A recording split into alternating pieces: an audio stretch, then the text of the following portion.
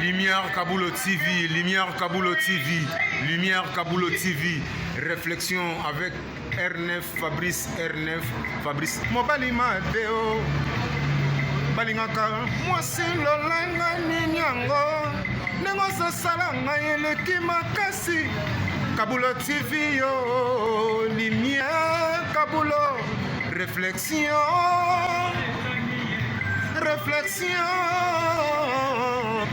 double CD Fantomas, Mayo. Il est là, il a toujours. Barbito s'abonne, chaîne les amoko. Ça c'est dit, Maboko, t'as un s'abonner. Bon, mon yango, YouTube, aux Zawana, Moko Gaga, réflexion, trop bandé, réflexion, réflexion, lumière Kamboul, Yangwana, Balai qui est ça la biso bien, tous en ciment pour. Et c'est la G. Bongo. Toujours. Réflexion, Lumière Kambolo TV. Chaîne Zamoko, bo s'abonner, Boroza décité, Lumière Kambolo TV. Bonjour, Nabiso Banso. Les Alingan de Konabino, Nabengami na Kombo ya Kambulu. Na salaka na émission na chaîne télé Oye Bengami Réflexion. Chaque samedi na 19h30, beaucoup Tabiso Kuna na.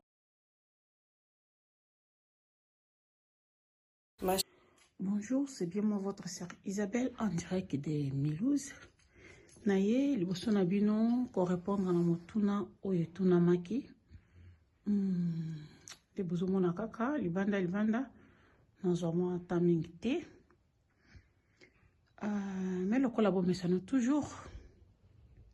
Neko saluer papa Lumière Kambulu. Je salue aussi la team Réflexion, votre nabino aussi. Bas de moi-même, bas de cœur, bas de détente.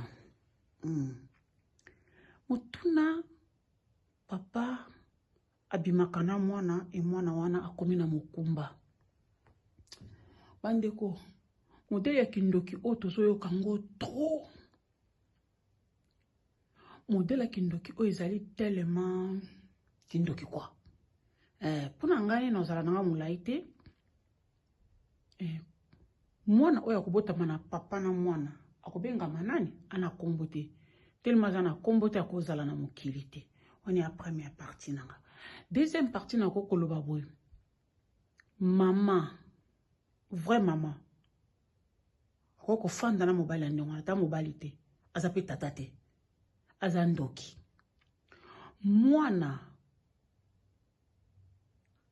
na kutiana bisika mibale. Mwana komi ndoki et mwana komi malade faut même en hôpital batala mutu. Donc